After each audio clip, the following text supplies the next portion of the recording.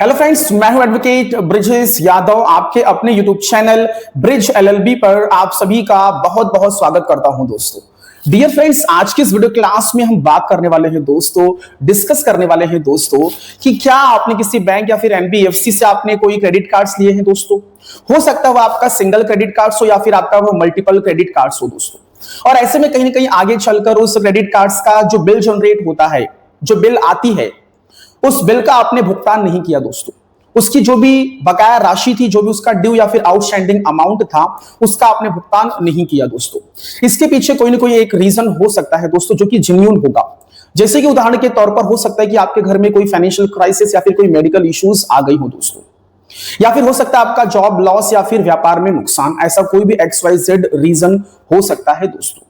या फिर आप किसी जॉब या फिर किसी आप काम धंधे पे जा रहे हैं, ठीक है, आपकी अच्छी खासी सैलरी भी आ रही है, लेकिन घर में मेडिकल इश्यूज आने की वजह से सारे पैसे आपके हॉस्पिटल में चले जा रहे हैं दोस्तों। इस रीजन की वजह से हो सकता है आप उस क्रेडिट कार्ड्स की जो भी बिल है, जो बकाया राशि है, उसका आप भुगतान नहीं कर पा रहे हैं दोस्तों। अब ऐसे में आगे होता क्या है, जब आप बकाया राशि का भुगतान आगे भी इसी तरीके से नहीं करते हैं, तो आगे चलकर कंटिन्यूअसली 1 2 3 महीने के बाद, या फिर आप टोटल काउंटिंग कर लीजिए 92 डेज के बाद, आपका जो लोन अकाउंट है, आपका जो क्रेडिट कार्ड्स का जो भी आपका अकाउंट है, ठीक है, वो आगे चलकर एनपीए में कैटेगराइज हो जाता है, नॉन परफॉर्मिंग एसेट्स में दोस्तों। तो ऐसे में कहीं ना कहीं जो बैंक और एनबीएफसी होती है, वो आपके खिलाफ में लीगल एक्शन लेने के लिए एम्पावर्ड हो जाती है दोस्तों, अथोराइज्ड हो जाती है। Dear friends, multiple credit cards या फिर सिंगल क्रेडिट कार्ड्स जो भी है, यदि इसका अमाउंट ड्यू है, आउटस्टैंडिंग है, तो इसके रिगार्ड्स में जो बैंक और एनबीएफसी है, वो क्या क्या लीगल एक्शन ले सकती है, वो किस प्रकार से बकाया राशि की वसूली कर सकती है, वो किस प्रकार से जो भी अमाउंट ड्यू और आउटस्टैंडिंग है उसकी रिकवरी कर सकती है दोस्तों। डियर फ्रेंड्स, क्रेडिट कार्ड्स के मामले में बैंक ने ना तो आपसे कोई चेक लिया था जब आपको क्रेडिट कार्ड्स इशू किए थे, जब आपको क्रेडिट कार्ड्स दिए थे, तो उस समय बैंक या फिर एनबीएफसी ने ना तो आपसे कोई चेक लिए थे, या फिर ना तो आपका कोई ईसीएस मैंडेट रखा था। दैट मींस कि जो हर महीने जो बिल जनरेट होगी वो ऑटोमेटिकली आपके बैंक अकाउंट से कट जाएगी। इस प्रकार का कोई भी ईसीएस मैंडेट भी नहीं था, और ना तो आपने कोई बैंक या फिर एनबीएफसी को चेक दिए थे दोस्तों। तो ऐसे में कहीं ना कहीं आपके खिलाफ में जो लीगल एक्शंस लिए जाएंगे इन फ्यूचर, जैसे कि सेक्शन 25 ईसीएस मैंडेट वाला केस, इस प्रकार का कोई लीगल नोटिस तो आपको आएगा नहीं दोस्तों। वैसे ही चेक बाउंसिंग का case, section 138 negotiable instrument act, इस प्रकार का भी कोई लीगल नोटिस आपको नहीं भेजा जाएगा। तो यदि आपको क्रेडिट कार्ड्स के डिफॉल्ट के मामले में बैंक या फिर एनबीएफसी या फिर उनके थर्ड पार्टी रिकवरी एजेंट्स या फिर उनके कोई भी लीगल टीम के लॉयर्स, यदि आपको सेक्शन 25 या फिर सेक्शन 25 ईसीएस बाउंस का केस या फिर सेक्शन 138 चेक बाउंसिंग के केस से रिलेटेड कोई अगर आपको लीगल नोटिस आपको सर्व करते, आपको भेजते दोस्तों, तो कहीं ना कहीं अब पूरी तरीके से यह गलत होगा दोस्तों, इलीगल होगा, और ये पूरी तरीके से फर्जी भी हो सकता है दोस्तों। यदि ऐसा कोई आपको नोटिस आ रहा है तो प्लीज आप इसको इग्नोर कर सकते हैं। यदि आपने कोई चेक नहीं दिया होगा या फिर आपका कोई ईसीएस मैंडेट नहीं लगा होगा, तो ऐसे मामले में आपके ऊपर सेक्शन 25 का जो केस है या फिर सेक्शन 138 चेक बाउंसिंग का जो केस है, वह मामला बिल्कुल भी नहीं बनेगा दोस्तों। डियर फ्रेंड्स, तो अब आगे इस मामले में और क्या लीगल एक्शन बैंक और एनबीएफसी ले सकती है क्रेडिट कार्ड्स के बकाया राशि के वसूली और रिकवरी के मामले में दोस्तों। So dear friends, last to last एक ही ऑप्शन है दोस्तों, आर्बिट्रेशन की प्रोसीडिंग्स।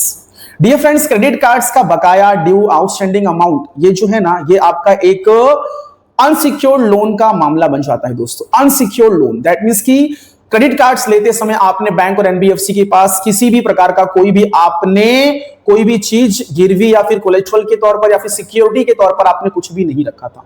तो इस मामले में जो बैंक और एनबीएफसी है पूरी तरीके से मजबूर हो चुकी है कि आखिरकार क्या किया जाए, कैसे बकाया राशि की वसूली की जाए।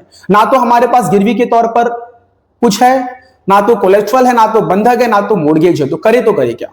तो इसको पर्सनल लोन की तरह ट्रीट किया जाएगा, ठीक है। ना तो हमारे पास कोई चेक है, ना तो ईसीएस मैंडेट लगा हुआ, तो करे क्या? कैसे बकाया राशि की वसूली करे दोस्तों?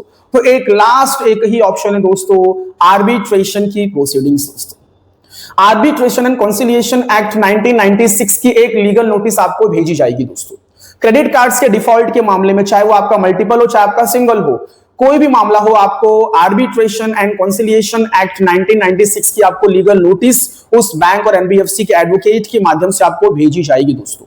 और आपको डराया जाएगा, आपको धमकाया जाएगा कि यदि आपने इस क्रेडिट कार्ड्स की बकाया राशि का भुगतान यदि आपने 15 दिन में नहीं किया या फिर 7 दिन में नहीं किया तो आपके खिलाफ में आर्बिट्रेशन की प्रोसीडिंग्स चला दी जाएगी दोस्तों। डियर फ्रेंड्स, अब ये समझते हैं कि आर्बिट्रेशन एंड कंसिलिएशन एक्ट 1996 की थिंग्स है वो किस प्रकार से चलती है। ठीक है डियर फ्रेंड्स, आर्बिट्रेशन की प्रोसीडिंग्स किस प्रकार से चलती है पहले ये जरा समझ लेते हैं दोस्तों। डियर फ्रेंड्स, होता क्या है, एक आर्बिट्रेटर अपॉइंट किया जाता है दोस्तों। बैंक और एनबीएफसी और जो बोरोवर है, जो लोन का डिफॉल्टर है, जो क्रेडिट कार्ड्स का जो होल्डर है, वो दोनों की सहमति से क्या होता है, एक आर्बिट्रेटर अपॉइंट किया जाता है दोस्तों। ये आर्बिट्रेशन की प्रोसीडिंग का जो कॉन्सेप्ट है, जो क्लॉज है, ये ऑलरेडी जब आप क्रेडिट कार्ड्स लेते हैं तो जो भी टर्म्स एंड कंडीशंस होती है उसके अंदर क्लियरली ये मेंशन होता है कि कल को यदि हमारा कोई आउटस्टैंडिंग या फिर रीपेमेंट से रिलेटेड कोई भी डिस्प्यूट यदि होता है तो इस मामले को हम क्या करेंगे, आर्बिट्रेटर और आर्बिट्रेशन की प्रोसीडिंग के माध्यम से हम इस डिस्प्यूट को हम रिजॉल्व करवाएंगे दोस्तों। तो वो ये चीज वो आपके अग्रीमेंट, वो लोन का अग्रीमेंट या फिर जो भी क्रेडिट कार्ड्स आपने लिए उस वक्त का जो भी टर्म्स एंड कंडीशंस होगा उसके अंदर ये चीज ऑलरेडी मेंशन रहती है दोस्तों। ठीक है, यदि मेंशन नहीं रहेगी और आपके खिलाफ में आर्बिट्रेशन की प्रोसीडिंग चला दी जाएगी तो हमारे पास आगे चल के ग्राउंड्स बन जाता है कि भाई इस चीज को ऑब्जेक्ट करने का और चैलेंज करने का दोस्तों। तो डियर फ्रेंड्स, होता क्या है कि दोनों पार्टी की सहमति से, दोनों पार्टी के कंसेंट से क्या होता है, एक थर्ड न्यूट्रल और निष्पक्ष एक पर्सन का अपॉइंटमेंट किया जाता है कि भाई हम अपने इस मामले को इस थर्ड पर्सन के द्वारा हम क्या करेंगे, रिजॉल्व करवाएंगे दोस्तों। वो जो थर्ड पर्सन जो होगा वो निष्पक्ष होगा, न्यूट्रल होगा दोस्तों। ठीक है, वो बिल्कुल भी बायस नहीं होगा दोस्तों। ठीक है, और वो जो थर्ड पर्सन होगा वो कौन हो सकता है दोस्तों, वो हो सकता है मे बी कोई रिटायर्ड कोई जज हो या फिर कोई ऐसा बंदा जो इस बैंकिंग एंड फाइनेंस के मामले में अनुभवी हो, एक्सपर्ट हो दोस्तों। हो सकता है वो चार्टर्ड अकाउंटेंट हो या फिर कोई इंजीनियर हो दोस्तों, लेकिन उसको इस मामले में काफी अच्छा अनुभव और एक्सपीरियंस होगा दोस्तों। तो ऐसे पर्सन को एज अ प्रिसाइडिंग जो भी जज है, प्रिसाइडिंग जो भी ऑफिसर्स है, उसको यहां पे अपॉइंट किया जाता है दोनों पार्टी की सहमति और कंसेंट से दोस्तों। यदि एक पक्षीय अपॉइंटमेंट यदि किया जाता है सिर्फ बैंक के द्वारा दोस्तों, तो कहीं ना कहीं यह इलीगल होगा, वॉइड होगा। ठीक है, नल एंड वॉइड होगा। ठीक है, आगे चलकर हम इसको बढ़िया तरीके से इसको हम चैलेंज और ऑब्जेक्ट हम कर सकते हैं दोस्तों। अब डियर फ्रेंड्स, होता क्या है, जब आर्बिट्रेशन की जो प्रोसीडिंग चलाई जाती है उसके रिगार्ड्स में बोरोवर को, डिफॉल्टर को नोटिस भेजी जाती है, सर्व की जाती है कि भाई हम आपके खिलाफ में आर्बिट्रेशन की प्रोसीडिंग चलाएंगे। ठीक है, साथ ही साथ जब आर्बिट्रेटर का जब अपॉइंटमेंट किया जाता है तो भी नोटिस सर्व की जाती है बोरोवर को दोस्तों कि ये फला ये 4 से 5 ये 6 7 ये जो भी आर्बिट्रेटर, इसमें से किसी एक आर्बिट्रेटर को हमें सेलेक्ट करना है। जो भी सारी चीजें होती है बैंक क्या करते हैं, अपने तरफ से ये आर्बिट्रेटर का जो भी है सिलेक्शन करके लाते हैं और बोरोवर्स को नोटिस सर्व करते हैं कि इसमें से किसी एक आर्बिट्रेटर को आपको चुनना है। ठीक है, तो होता क्या है, किसी एक को सेलेक्ट कर लिया जाता है। लेकिन अधिकतर मामलों में यह देखा गया है कि नोटिसेस तो बोरोवर को सर्व की जाती है लेकिन उनके कंसेंट से कोई भी काम नहीं किया जाता है। ना तो उनके कंसेंट से आर्बिट्रेशन की प्रोसीडिंग चलाई जाती है, ना तो उनके कंसेंट से आर्बिट्रेटर का अपॉइंटमेंट किया जाता है दोस्तों। अब इसमें आगे होता क्या है, जो प्रिसाइडिंग जो ऑफिसर्स होंगे, जो आर्बिट्रेटर्स होंगे, वो क्या करेंगे, केस को स्टार्ट करेंगे, हियरिंग्स को स्टार्ट करेंगे दोस्तों। इसमें क्या होता है, दोनों जो पक्ष होते हैं वो दोनों पक्ष को अपने जो भी दस्तावेज, जो भी अपने एविडेंस, सबूत या फिर गवाह जो भी होते हैं उसको वहां पे सबमिट करना होता है। आर्बिट्रेटर दोनों पार्टी को सुनता है, समझता है और आगे चलकर वो क्या करता है, इस पर एक अवार्ड इशू करता है, एक अवार्ड पारित करता है दोस्तों। अब एक अवार्ड इशू करता है, पारित करता है दोस्तों। ठीक है, तो डियर फ्रेंड्स, एक चीज और ये समझ के लेना है कि ये जो आर्बिट्रल की जो आर्बिट्रेशन की जो प्रोसीडिंग चलाई जा रही है, अधिकतर मोस्टली मामलों में होता क्या है, जो बोरोवर, जो लोन का डिफॉल्टर, जो क्रेडिट कार्ड्स का जो भी ड्यू का जो डिफॉल्टर है, उसको उसका पक्ष रखने का मौका बिल्कुल भी नहीं दिया जाता है दोस्तों। उसको भले से नोटिस सर्व की जाती है, उसको बताया जाता है हियरिंग स्टार्ट हो गई है, आर्बिट्रेशन की प्रोसीडिंग स्टार्ट हो गई है, आर्बिट्रेटर का अपॉइंटमेंट हो रहा है, सब उसको नोटिसेस वो लोग अपने लॉ और प्रोविजन के मुताबिक उनको भेजते हैं दोस्तों। लेकिन होता क्या है, वह व्यक्ति जो बोरोवर है वो उस चीज से अनजान होता है और वो उस चीज को अटेंड नहीं कर पाता है दोस्तों। और अधिकतर इस आर्बिट्रेशन की प्रोसीडिंग्स में यह देखा गया है कि जो आर्बिट्रेशन की जो कार्यवाही है वो जहां पे बोरोवर रहता है वहां पे ना करके किसी दूसरे स्टेट में ये आर्बिट्रेशन की जो कार्यवाही है, जो प्रोसीडिंग है वो चलाई जाती है, जो कि बोरोवर जहां पे रहता है उससे 2500 किलोमीटर दूरी से दोस्तों, जो कि वहां पे उसके लिए वहां पे पहुंचना बहुत ही इम्पॉसिबल और नामुमकिन के बराबर है दोस्तों। ठीक है, दूसरी चीज, इस बोरोवर्स को हो सकता है मे बी आज के टाइम में डिजिटल जमाना चल रहा है, तो इसको हो सकता है कि व्हाट्सएप पे, मेल पे इसको वीडियो कॉन्फ्रेंसिंग का वीसी का एक इसको लिंक भेज दिया जाए। अब हमारा जो लोन का डिफॉल्टर है, जो बोरोवर है, हो सकता है ये पढ़ा लिखा ना हो, किसी डिजिटल ज्ञान डिजिटल नॉलेज ना हो, तो वो कैसे उस वीसी को अटेंड करेगा, उस वीडियो कॉन्फ्रेंसिंग को वो कैसे अटेंड करेगा। तो ऐसी बहुत सारी समस्या आती है दोस्तों। इस रीजन की वजह से वो जो बोरोवर है उस हियरिंग को वो अटेंड नहीं कर पाता है। और होता क्या है, अधिकतर मामलों में आगे चलकर एक्स पार्टे जो है प्रोसीडिंग चलती है, एक तरफा कार्रवाई, एक पक्षीय कार्रवाई होती है दोस्तों। और आगे चलकर अधिकतर मामलों में क्या होता है, उस लोन डिफॉल्टर बोरोवर के अगेंस्ट में ही ये आर्बिट्रल अवार्ड पारित और इशू कर दिया जाता है दोस्तों। अब ये जो आर्बिट्रल अवार्ड जो पारित और जो इशू किया जाता है, इसमें ऑर्डर क्या आता है दोस्तों? इसमें ऑर्डर ये आता है कि फला फला इस बोरोवर को इतने पैसे देने, इसमें इतना इंटरेस्ट, पेनाल्टी है, ब्याज है। साथ ही साथ हो सकता है मे बी उस बोरोवर्स के सैलरी को अटैच करने का भी ऑर्डर आ जाए दोस्तों, 50% सैलरी का अटैचमेंट। या फिर उस बोरोवर के घर में जो भी मूवेबल जो भी प्रॉपर्टी है, जो भी चल संपत्तियां हैं, जैसे for example TV, fridge, AC, sofa set, washing machine, जो भी है, इसको अटैच करने का भी ऑर्डर आ सकता है दोस्तों। तो ये सारी चीजें, और एक बार अगर सैलरी का अटैचमेंट का ऑर्डर आ जाता है दोस्तों, तो होता क्या है, जो अवार्ड इशू हुआ है, वो अवार्ड को लेकर जाकर बैंक और एनबीएफसी क्या करते हैं, उस बोरोवर्स के जो भी एम्प्लॉयर, जो भी कंपनी होती है जहां पे वो जॉब करता है, वहां पे वो ऑर्डर कॉपी देके क्या करते हैं, उसकी सैलरी को अटैच करवा लेते हैं दोस्तों। साथ ही साथ कभी कभी अकाउंट्स को फ्रीज करने का भी ऑर्डर आ सकता है, तो वो उस ऑर्डर को लेके जाकर उस उस बोरोवर के बैंक में जाकर उस ऑर्डर को सबमिट करते हैं, तो उसका अकाउंट भी फ्रीज हो जाता है दोस्तों।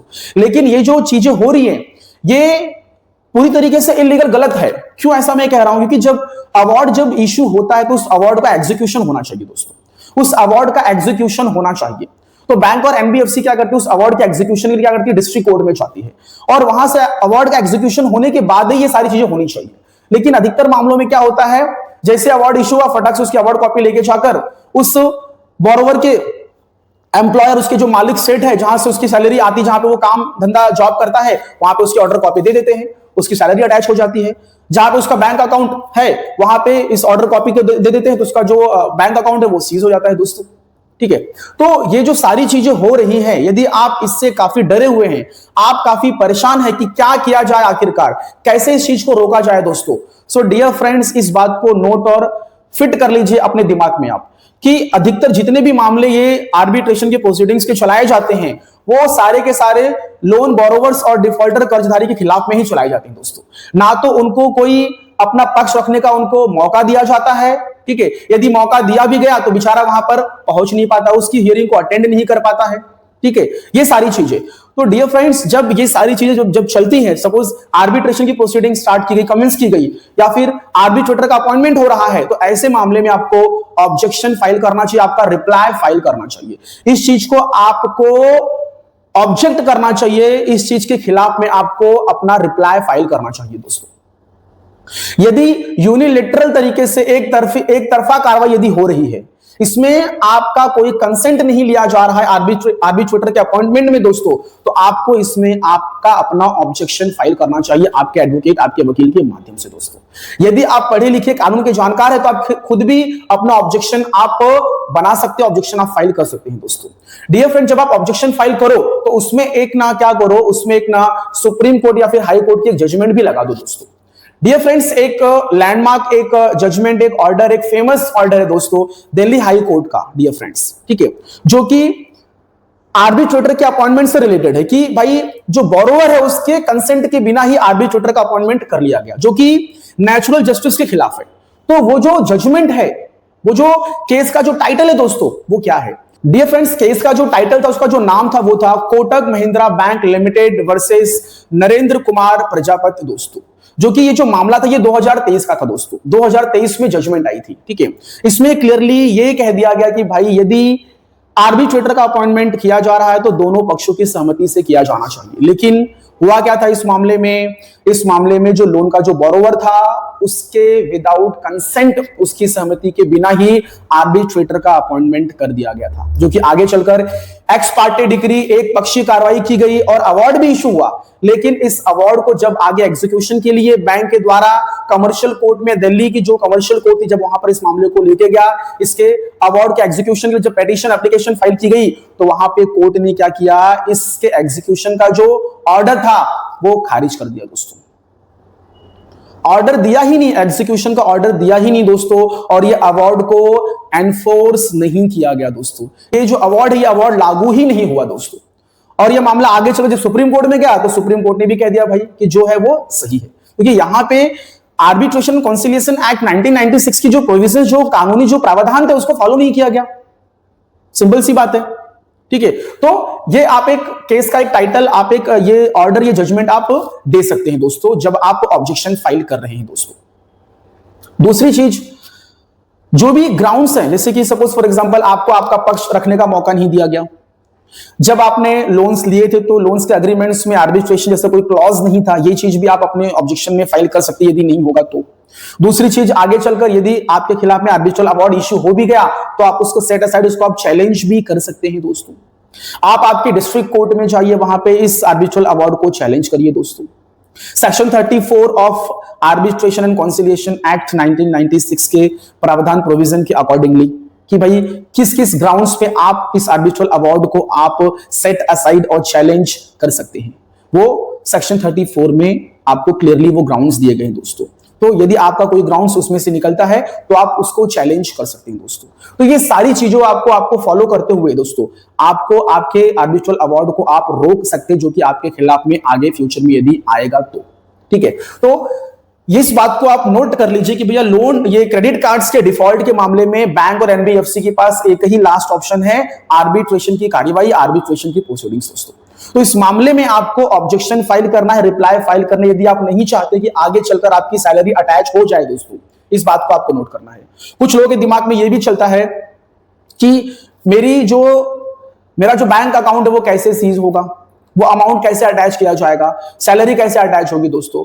तो डियर फ्रेंड्स, आज के टाइम पे आधार कार्ड, पैन कार्ड आपका फुल्ली एक दूसरे से कनेक्ट और अटैच है, सारी चीजें ऑन रिकॉर्ड रहती हैं।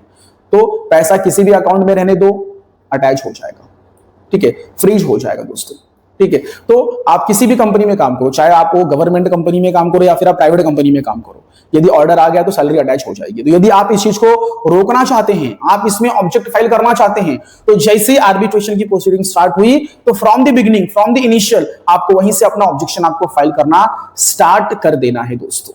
ये थी पूरी प्रक्रिया dear friends. So my dear friends, मेरा ये वीडियो यहीं पे समाप्त होता है। आप लोगों ने इतना समय दिया, आप लोगों का बहुत बहुत धन्यवाद दोस्तों। जो भी मेरे फ्रेंड्स पहली बार मेरे इस वीडियो चैनल पर आ रहे हैं, आप लोगों से मेरा हम्बल रिक्वेस्ट है कि प्लीज मेरे इस चैनल को सब्सक्राइब करिए, और साथ ही साथ यदि आपको मेरा ये वीडियो पसंद आया दोस्तों तो प्लीज आप इस वीडियो को लाइक करिए और अपने दोस्तों के साथ में शेयर करिए दोस्तों। यदि आपको भी कोई लीगल नोटिस सर्व की गई है आर्बिट्रेशन प्रोसीडिंग्स कंसिलिएशंस की दोस्तों, तो मुझे आपको लीगल नोटिस मेरा एक लीगल हेल्पलाइन नंबर है जो कि वीडियो के डिस्प्ले पे दिया गया है, आप उस पर कॉल भी कर सकते हैं, और वही सिम नंबर व्हाट्सएप पे भी अवेलेबल है। आप उस पे उस लीगल नोटिस को आप भेज सकते हैं, उसको मैं देखूंगा, समझूंगा, और उसमें क्या ऑब्जेक्शन फाइल करना चाहिए, क्या रिप्लाई देना चाहिए, मैं उसमें आपको सजेस्ट, एडवाइस और गाइड करूंगा दोस्तों। So dear friends, thank you so much, धन्यवाद।